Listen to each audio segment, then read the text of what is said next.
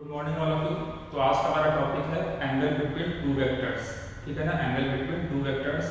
तो जैसा कि हम लास्ट क्लास में ऑलरेडी पढ़ चुके हैं कि वेक्टर क्वांटिटीज और स्केलर क्वांटिटीज में क्या क्या बेसिक डिफरेंस है, वो कौन से पैरामीटर्स है जिस पे कि हम जज करते हैं कि कौन सा क्वांटिटी वेक्टर है और कौन सा क्वांटिटी स्केलर है। ठीक है ना, ये सब हमने लास्ट क्लास में कवर कर लिया था। आज हम क्या पढ़ेंगे? आज हम पढ़ेंगे एंगल बिटवीन वेक्टर्स। आज हम पढ़ेंगे एंगल बिटवीन वेक्टर्स। ठीक है, तो जैसा कि हमने ऑलरेडी पढ़ रखा है, जो वेक्टर क्वांटिटी होता है उनके पास एक डायरेक्शन होता है। जो वेक्टर क्वांटिटी होता है उनके पास एक डायरेक्शन होता है। तो अगर हमारे पास दो वेक्टर क्वांटिटीज हैं, अगर हमारे पास दो वेक्टर क्वांटिटीज हैं, तो उन दोनों के पास क्या होगा? उन दोनों के पास अपना अपना एक डायरेक्शन होगा। अगर हमारे पास दो वेक्टर क्वांटिटीज हैं, तो उन दोनों के पास क्या होगा? उन दोनों के पास अपना अपना एक डायरेक्शन होगा। तो अगर हमारे पास दो चीज है और उनके पास अपना अपना डायरेक्शन है, तो हमें क्या पूछा जाएगा? हमें पूछा जाएगा कि उन दोनों के बीच में एंगल कितना होगा, या उन दोनों क्वांटिटीज के डायरेक्शन के बीच में एंगल कितना होगा। ठीक है ना, सपोज करो कि हमारे पास एक लाइन ये है और दूसरा लाइन ये, इसको हम बोल देते हैं लाइन नंबर 1 और इसको बोल देते हैं लाइन नंबर 2। ठीक है ना, तो अगर आपसे पूछा जाए कि लाइन नंबर 1 और लाइन नंबर 2 के बीच में कितना एंगल है, लाइन नंबर 1 और लाइन नंबर 2 के बीच में कितना एंगल है, तो कौन सा एंगल होता है? ये थीटा वाला, ये थीटा एंगल होता है, क्योंकि लाइन नंबर 1 और लाइन नंबर 2 के बीच का एंगल होता है। तो जब हम लाइन 1 और लाइन 2 के बीच का एंगल निकाल रहे थे, तो हमें ये बात पहले से पता था कि लाइन 1 हमारा किस तरफ पॉइंट कर रहा है? Towards east. लाइन 1 का डायरेक्शन क्या है? Towards east. और लाइन 2 किस तरफ पॉइंट कर रहा है? Towards north east. Not exactly, रफली बोल सकते हैं टुवर्ड्स नॉर्थ ईस्ट। ठीक है ना, तो चूंकि हमें दोनों लाइन का डायरेक्शन पहले से पता था, हमें दोनों लाइन का डायरेक्शन पहले से पता था, इसलिए हम इन दोनों के बीच में एंगल निकाल पाए। ठीक है, सिमिलर चीज होता है वेक्टर क्वांटिटी के साथ। अगर हमारे पास दो वेक्टर क्वांटिटीज हैं, तो दोनों का डायरेक्शन हमको पहले से पता होगा। तो किसी भी दो चीज का अगर हमको डायरेक्शन पहले से पता है, तो उन दोनों के बीच में हम एंगल निकाल सकते हैं। उन दोनों के बीच में हम एंगल निकाल सकते हैं। इसलिए हम एंगल बिटवीन वेक्टर की तो बात करते हैं, लेकिन कभी भी हम एंगल बिटवीन स्केलर क्वांटिटीज की बात नहीं करते हैं। क्यों? क्योंकि स्केलर क्वांटिटीज के पास खुद का ही डायरेक्शन नहीं होता है। तो जिन दो चीजों के पास खुद का ही डायरेक्शन नहीं है, उनके बीच में हम एंगल कैसे निकाल सकते हैं? आपसे कभी ये क्वेश्चन नहीं पूछा जाएगा कि जो मास ए इतना है और मास बी इतना है, और आप मास ए और मास बी में एंगल बताइए। क्यों नहीं पूछा जाएगा? क्योंकि ना तो किसी को मास ए का डायरेक्शन पता है, क्योंकि उसका डायरेक्शन होता ही नहीं है, ना तो किसी को मास बी का डायरेक्शन पता है, क्योंकि मास का डायरेक्शन तो होता ही नहीं है। तो अगर हमारे पास दो चीज है, उनका ही डायरेक्शन हमको पता नहीं है, दो क्वांटिटीज हैं, उनका ही डायरेक्शन हमको पता नहीं है, तो उन दोनों के बीच में हम एंगल नहीं निकाल सकते। ठीक है ना, लेकिन अगर हमारे पास दो फोर्स है, अगर हमारे पास F1 और F2 दो फोर्स है, और पूछा जाए कि इन दोनों के बीच में कितना एंगल होगा, तो हम निकाल सकते हैं। क्योंकि अगर हमारे पास दो फोर्स है F1 और F2, तो F1 का भी कुछ डायरेक्शन होगा, F2 का भी कुछ डायरेक्शन होगा, तो उन दोनों के बीच में हम एंगल का निकाल सकते हैं। ठीक है, इसलिए हम एंगल बिटवीन वेक्टर की तो बात करते हैं, लेकिन हम एंगल बिटवीन स्केलर की बात नहीं करते हैं। ठीक है, तो सबसे पहले देखते हैं कि एंगल बिटवीन वेक्टर्स का डेफिनेशन क्या होता है। एंगल बिटवीन वेक्टर्स का डेफिनेशन क्या होता है, और उसी डेफिनेशन में दो तीन पॉइंट होंगे। उन तीनों पॉइंट को फॉलो करते हुए हम किसी भी दो वेक्टर के बीच का एंगल निकाल सकते हैं। ठीक है ना, तो जैसा कि आपने बोर्ड पे लिखा हुआ है, the angle between two vectors is the smaller of the two angles. The angle between two vectors is the smaller of the two angles between the two vectors, smaller of the two angles between the two vectors, and very important when they are joined head to head or tail to tail, when they are joined head to head or tail to tail। ठीक है ना, तो इसी definition को follow करते हुए हमें दो वेक्टर के बीच का एंगल निकालना है। ठीक है, अभी क्या करेंगे? एक सिंपल सा एग्जांपल लेंगे, एक सिंपल सा एग्जांपल लेंगे, वहां पे एंगल निकालेंगे। फिर हम क्या करेंगे? थोड़े कॉम्प्लेक्स एग्जांपल लेंगे और वहां पे हम एंगल बिटवीन वेक्टर निकालेंगे। क्लियर?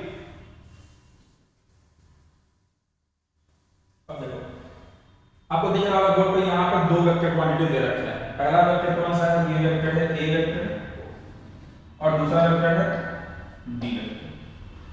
पहला वेक्टर क्या है? ए वेक्टर, दूसरा वेक्टर है बी वेक्टर, और इन दोनों वेक्टर के बीच में हमको एंगल निकालना है, और इन दोनों वेक्टर के बीच में हमको एंगल निकालना है। तो दो वेक्टर के बीच में एंगल निकालने का फर्स्ट रूल क्या है? फर्स्ट रूल ये, when they are joined tail to tail और हेड टू हेड। कि अगर हम दो वेक्टर के बीच का एंगल निकाल रहे हैं तो या तो उनका दोनों हेड ज्वाइन होना चाहिए या फिर उनका दोनों टेल ज्वाइन होना चाहिए। दोनों को साइमल्टेनियसली नहीं करना है। ऐसा नहीं कि हेड को हेड से भी कर दिया और फिर हम टेल को टेल से भी कर रहे हैं, ऐसा नहीं करना है। या तो टेल से टेल को ज्वाइन करना है या फिर हेड से हेड को ज्वाइन करना है। एक बार हेड से हेड ज्वाइन हो गया तो टेल से टेल के बारे में नहीं सोचना है। एक बार टेल से टेल ज्वाइन हो गया तो फिर हेड से हेड के बारे में नहीं सोचना है। क्लियर? तो अगर हमको टेल से टेल को ज्वाइन करना है या फिर हेड से हेड को ज्वाइन करना है तो सबसे पहले तो ये पता होना चाहिए कि जो दो वेक्टर हमारे पास हैं उनका हेड कहाँ है और उनका टेल कहाँ है। ठीक है ना?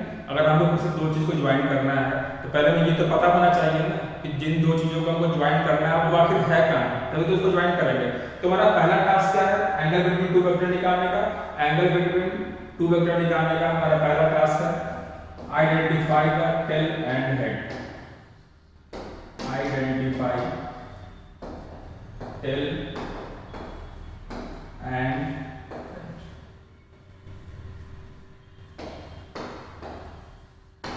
आइडेंटिफाई टेल एंड हेड कि जिन दो वेक्टर का हमको एंगल निकालना है बीच में, सबसे पहला काम क्या करना है? उन दोनों वेक्टर का हमको हेड पता होना चाहिए और उन दोनों वेक्टर का हमको टेल पता होना चाहिए। ठीक है? तो देखते हैं, ये हमारा ए वेक्टर है, ये हमारा बी वेक्टर है। जैसा कि हम पहले पढ़ रखा हमने, ठीक है ना, कि हेड कैसे पहचानते हैं और टेल को कैसे आइडेंटिफाई करते हैं। तो बी वेक्टर की बात करें, बी वेक्टर का हेड कहाँ पे है? बी वेक्टर का हेड यहाँ पे। बी वेक्टर का टेल कहाँ पे है? बी वेक्टर का टेल यहाँ पे। ए वेक्टर का हेड कहाँ पे है? ए वेक्टर का हेड कहाँ पे? ए वेक्टर का टेल कहाँ पे है? ए वेक्टर का टेल यहाँ पे। ठीक है ना? तो पहला टास्क हमारा हो गया कि हमने दोनों वेक्टर के हेड और दोनों वेक्टर के टेल को आइडेंटिफाई कर लिया। दूसरा टास्क क्या है कि उनके टेल से टेल जुड़े होने चाहिए या फिर हेड से हेड जुड़े होने चाहिए।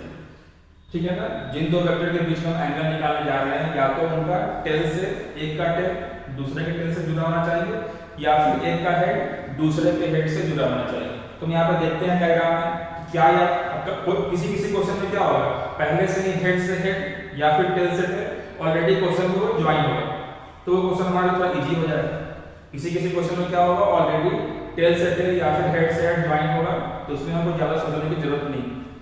लेकिन कुछ ऐसे क्वेश्चन भी होंगे जहां पे कि पहले से हेड या फिर टेल से टेल ज्वाइन नहीं होगा, हमें उसको ज्वाइन करना पड़ेगा। कैसे ज्वाइन करेंगे हम? वेक्टर को पैरेलली शिफ्ट करके। कैसे ज्वाइन करेंगे हम? वेक्टर को पैरेलली शिफ्ट करके उसको हम ज्वाइन करेंगे। हमने पढ़ा था ना, किसी वेक्टर को जब हम पैरेलली शिफ्ट करते हैं तो उस वेक्टर में कोई चेंज नहीं होता है। ठीक है ना? तो उस वाले प्रॉपर्टी को हम यहाँ पे यूज करेंगे। ठीक है ना? लेकिन वो तब करेंगे जब क्वेश्चन में टेल से टेल या फिर हेड से हेड ज्वाइन नहीं किया हुआ तब। अगर ऑलरेडी ज्वाइन किया हुआ है तो वो करने की जरूरत नहीं है।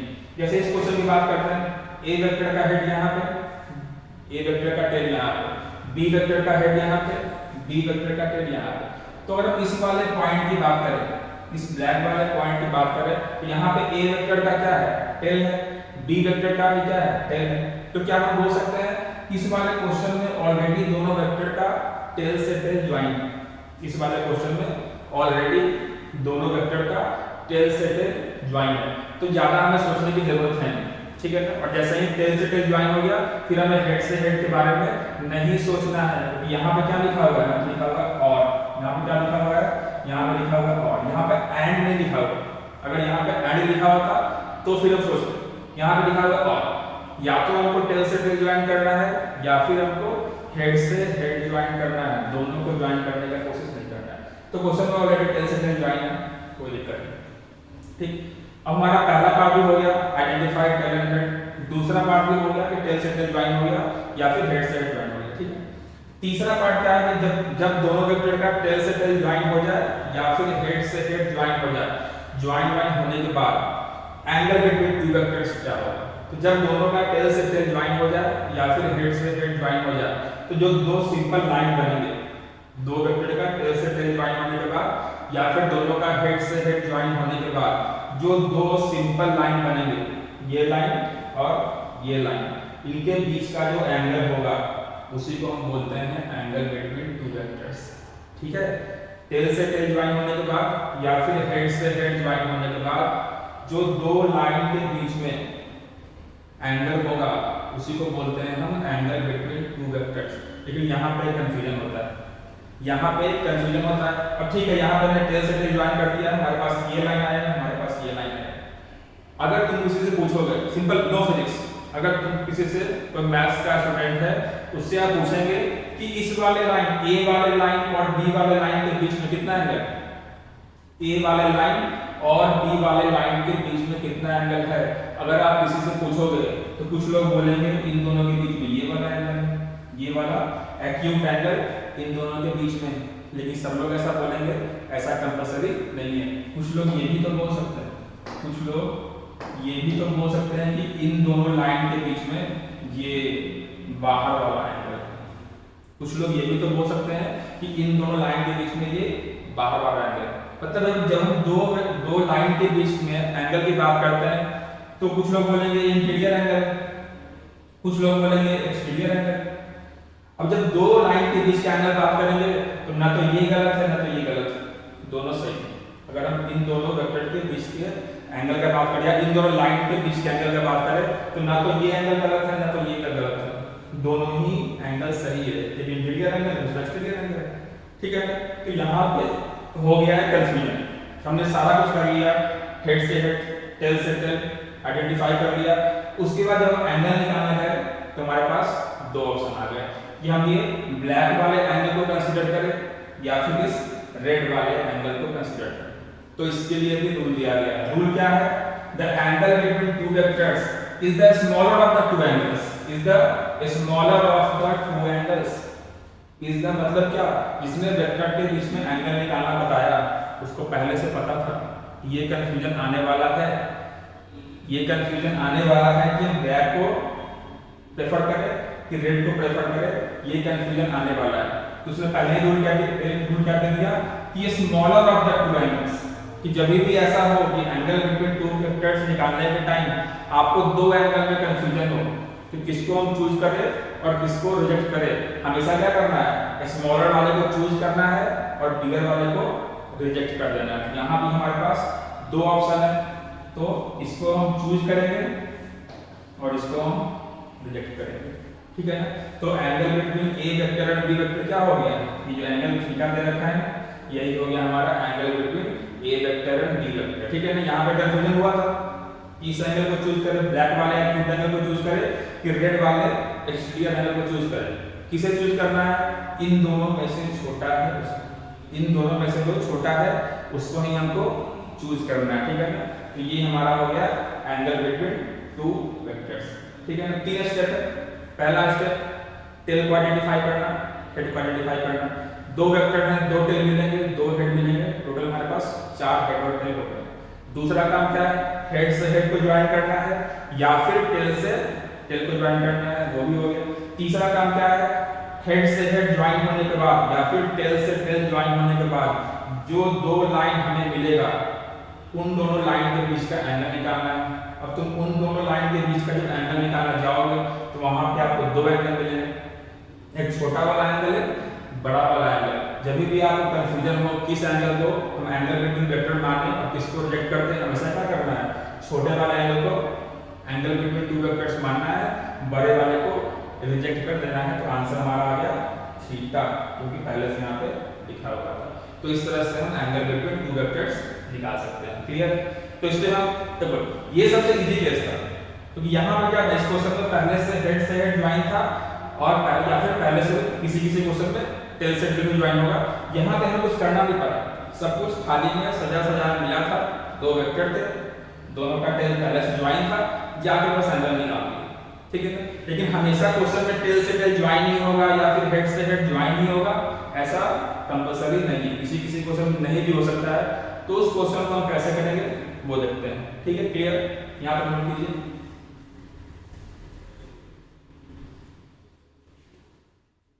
तो अभी हम क्या करेंगे? अभी हम एक ऐसा क्वेश्चन लेंगे जिसमें कि पहले से हेड या फिर टेल से टेल ज्वाइन नहीं होगा, हम ज्वाइन करेंगे। कैसे ज्वाइन करेंगे? वेक्टर को पैरेलली शिफ्ट करके ज्वाइन करेंगे। फिर हम देखेंगे कि एंगल बिटवीन टू वेक्टर्स कैसे निकालते हैं, ठीक है। देखिए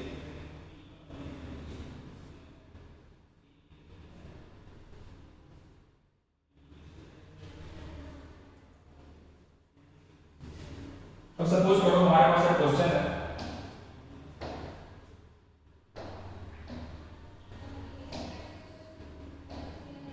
ये हमारे पास वेक्टर ए है, ठीक, और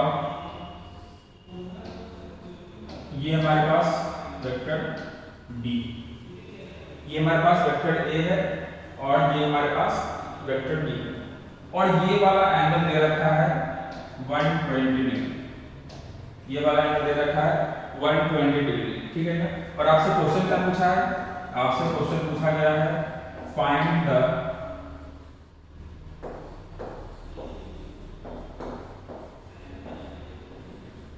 angle between A vector and B, ठीक है ना। दो वेक्टर हैं, ए वेक्टर और बी वेक्टर, दोनों के बीच में एक एंगल दे रखा है। ये एंगल बिटवीन वेक्टर है कि नहीं अभी कुछ नहीं पता, आपसे पूछा गया है find the angle between A vector and B vector, ठीक है। इसको भी हम सॉल्व करेंगे, ठीक। तो एंगल बिटवीन टू वेक्टर्स निकालने का पहला तरीका क्या है, पहला मेथड क्या है, या फिर बोल सकते हैं पहला स्टेप क्या है, कि हमारे पास जो दो वेक्टर हैं उन दोनों वेक्टर के हेड को आइडेंटिफाई कीजिए और उन दोनों वेक्टर के टेल को आइडेंटिफाई कीजिए, ठीक है ना। तो देखिए कैसे करेंगे। अगर हम डी वेक्टर की बात करेंगे, डी वेक्टर का हेड कहां पे होगा, डी वेक्टर का हेड यहां पे होगा, डी वेक्टर का टेल कहां पे होगा, डी वेक्टर का टेल यहां पे होगा। तो बी वेक्टर का दोनों चीज आइडेंटिफाई हो गया। अगर हम ए वेक्टर की बात करते हैं, ए वेक्टर का हेड कहां पे होगा, यहां पे होगा। जैसा कि पहले पढ़ रखे हैं, जिस तरफ एरो पॉइंट करता है वो वाला हेड होता है, और बाकी जो हेड बच जाता है वो क्या होता है, वो होता है टेल, ठीक। तो पहला पार्ट हो गया कि दोनों वेक्टर का हेड आइडेंटिफाई हो गया और दोनों वेक्टर का टेल भी आइडेंटिफाई हो गया। फिर दूसरा पार्ट क्या करना है, हमें देखना है कि क्या दोनों वेक्टर का हेड से हेड और टेल से टेल ज्वाइन है या नहीं, क्या दोनों वेक्टर का हेड से हेड और टेल से टेल ज्वाइन है या नहीं, ठीक है। तो देखते हैं। तो पहले तो ये देखेंगे कि ये दोनों वेक्टर किस पॉइंट पे ज्वाइन किया हुआ है, ये दोनों वेक्टर किस पॉइंट पे ज्वाइन किया हुआ है। तो आपको साफ साफ दिख रहा है कि ये वाला इस वाले पॉइंट पे दोनों वेक्टर ज्वाइन है, ये तो पॉइंट यहाँ पे है, ये पॉइंट यहाँ पे है, यहाँ से ज्वाइन है नहीं, इस वाले पॉइंट पे दोनों वेक्टर ज्वाइन किया हुआ है। तो जिस वाले पॉइंट पे दोनों वेक्टर ज्वाइन किया हुआ है वहां पे हमको देखना है कि उन दोनों का हेड से हेड ज्वाइन है, टेल से टेल ज्वाइन है या फिर कुछ और। तो इस वाले पॉइंट पे क्या हो रहा है, बी वेक्टर का तो टेल है लेकिन ए वेक्टर का क्या है, हेड। बी वेक्टर का तो टेल है लेकिन ए वेक्टर का क्या है, हेड है। तो जो हमारा रूल था कि हेड से हेड ज्वाइन होना चाहिए या फिर टेल से टेल ज्वाइन होना चाहिए, वो यहाँ पे अभी उसको सेटिस्फाई नहीं कर रहा। मैंने आपको बताया था कि किसी क्वेश्चन में पहले से हेड ज्वाइन होगा या फिर टेल से टेल ज्वाइन होगा तो आपके लिए क्वेश्चन बहुत इजी हो जाएगा। जैसा कि लास्ट क्वेश्चन में था, हमें किसी भी वेक्टर को वहां पे पैरेलल शिफ्ट नहीं करना पड़ा था, लेकिन यहाँ पे क्या है, यहाँ पे इन दोनों कहाँ पे ज्वाइन हो रहे हैं, हेड और टेल ज्वाइन हो रहे हैं। तो वो तो उसको जस्टिफाई नहीं कर रहा, या फिर जो दूसरा वाला रूल था हेड से हेड और टेल से टेल ज्वाइन होना चाहिए, उसको तो ये सेटिस्फाई नहीं कर रहा। तो हमें कुछ करना पड़ेगा। हमें क्या करना पड़ेगा, हमें वेक्टर को पैरेलली शिफ्ट करना पड़ेगा, हमें वेक्टर को पैरेलली शिफ्ट करना पड़ेगा। अब क्वेश्चन ये है कि हमारे पास दो वेक्टर है, एक ए वेक्टर भी है और बी वेक्टर भी है, किसको हम पैरेलली शिफ्ट करें, किसको हम पैरेलली शिफ्ट करें। तो आप दोनों में से किसी भी वेक्टर को पैरेलली शिफ्ट कर सकते हो, दोनों में से किसी भी वेक्टर को पैरेलली शिफ्ट कर सकते हो। It only depends upon your comfort level कि आप किसको आसानी से पैरेलली शिफ्ट कर पा रहे हो, ठीक है ना। आप किसको आसानी से पैरेलली शिफ्ट कर पा रहे हो उस पर डिपेंड करता है। आप दोनों में से किसी वेक्टर को पैरेलली शिफ्ट कर दो, आंसर वही आएगा। मैं यार अभी आपको दोनों वेक्टर को पैरेलली शिफ्ट करके बताऊंगा कि आंसर दोनों केस में क्या आएगा, सेम ही आएगा। तो सपोज करते हैं पहले ए वेक्टर को पैरेलली शिफ्ट करते हैं। तो ए वेक्टर पहले कहां पे था, यहां पे था, हमने क्या कर दिया, इसको शिफ्ट करके यहां बना दिया, ठीक है ना। पहले इसका मैग्नीट्यूड ये था, डायरेक्शन टुवर्ड्स ईस्ट। अभी भी इसका मैग्नीट्यूड क्या है, सपोज कर लेते हैं सेमी लेंथ। मैंने आपको बताया भी था कि जब हम वेक्टर का लेंथ ड्रॉ करते हैं तो उसमें थोड़ा ऊंचा नीचे हो भी जाए, थोड़ा ऊपर नीचे हो भी जाए, 90 20 हो भी जाए, नो इशू। लेकिन डायरेक्शन को लेकर बिल्कुल भी कोई एरर नहीं चलेगा, ठीक है ना। तो जितना इसका मैग्नीट्यूड है इतना ही इसका मैग्नीट्यूड है, ये भी ईस्ट की तरफ पॉइंट कर रहा है, ये भी ईस्ट की तरफ पॉइंट कर रहा है। तो ये हमारा हो गया नया वाला ए वेक्टर, ये हमारा हो गया नया वाला ए वेक्टर। अब हमारे पास ए वेक्टर हमने क्या कर दिया, ए वेक्टर को यहां से उठा के यहां कर दिया। तब हमारे पास ए वेक्टर ये और बी वेक्टर ये।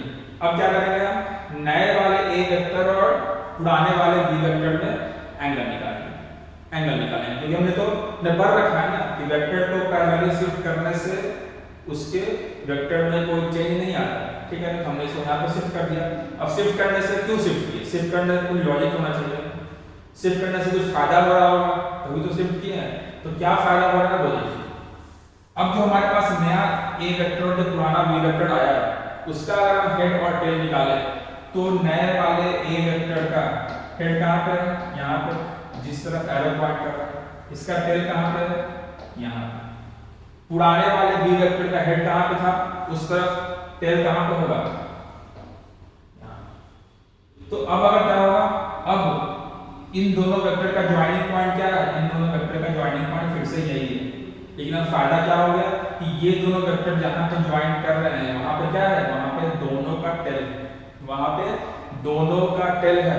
तो हमारा जो दूसरा कंडीशन था कि दोनों का टेल से टेल या फिर दोनों का हेड से हेड ज्वाइन होना चाहिए, वो कंडीशन भी यहाँ पे सेटिस्फाई हो गई, ठीक है ना।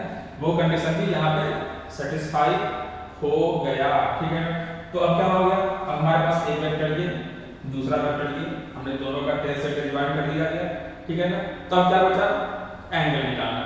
तो ये एक लाइन ये, दूसरा लाइन ये, इन दोनों के बीच में एंगल निकालना है। तो इन दोनों के बीच में, दो लाइन के बीच में दो एंगल हो सकते हैं, दो लाइन के बीच में दो एंगल हो सकते हैं। एक हो सकता है ये बड़ा वाला एंगल और दूसरा हो सकता है ये छोटा वाला एंगल, ठीक है ना। तो हमने पहले ही कर रखा है कि जब भी ऐसा कंफ्यूजन हो कि दो एंगल आ रहा है दो लाइन के बीच में, तो एंगल बिटवीन वेक्टर्स निकालते टाइम किस वाले को कंसीडर करना है, छोटे वाले को कंसीडर करना है और बड़े वाले को रिजेक्ट कर देना है। छोटे वाले को कंसीडर करना है और बड़े वाले को रिजेक्ट कर देना है। तुम्हें निकालना है कि ये वाला एंगल कितना है। तो ये पूरा क्या है, ये पूरा स्ट्रेट लाइन है, ये लीनियर पेयर या फिर 180 डिग्री फॉर्म कर रहा हो, ये लीनियर पेयर या फिर 180 डिग्री फॉर्म कर रहा होगा।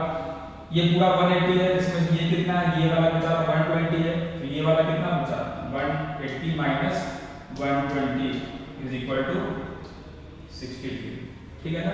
तो हमारा ए वेक्टर और बी वेक्टर के बीच में कितना एंगल आ रहा है, 60 degree is the correct answer. तो इस तरह से हम दो वेक्टर के बीच का एंगल निकाल सकते हैं जब क्वेश्चन में पहले से टेल या फिर हेड से हेड ज्वाइन ना हो। तो क्या करेंगे, इसको पैरेलली शिफ्ट करेंगे, ठीक है। क्लियर, यहाँ पे नोट कीजिए।